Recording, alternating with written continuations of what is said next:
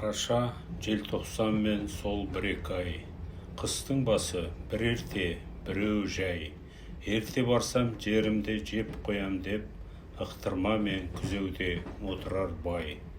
Кедейдің өзі жүрер малды бағып, отыруға отын жоқ үзбей жағып, тоңған иін жылытып, тонын илеп, шекпен тігер қатыны бүрсең қағып. Жас балаға от та жоқ тұрған маздап, талтайып қақтан алмай өлі жаздап.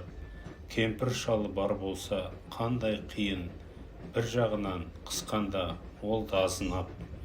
Кәрі қой ептеп сойған байдың үйі, қай жерінде кедейдің тұрсын күйі.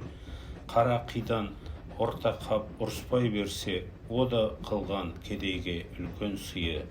Қар жуса да тоңбайды бай баласы, үйі жылы киіз тұтқан айналасы. Бай ұлына жалшылы жалынышты, ағып жүріп ойнатар көздің жасы. Бай үйіне кіре алмас туран тұлып, бала шықса асынан үзіп жұлып. Ық жағынан сол үйдің ұзап кетпес, үйген жүктің күн жағын орын алып. Әкесі мен шешесі баланы аңдыр, о да өзіңдей ит болсын азғыр-азғыр. Асын жөндеп іш алмай қысылады, құрбысынан ұялып өңшең жалбыр.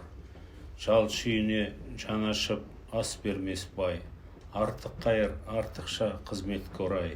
Байда мейір, жалшыда бейіл де жоқ, аңдастырған екеуін құдайым-ай. Алса да аяншақтау кедей сорлы, еңбек білмес байдың да жоқ қой орны.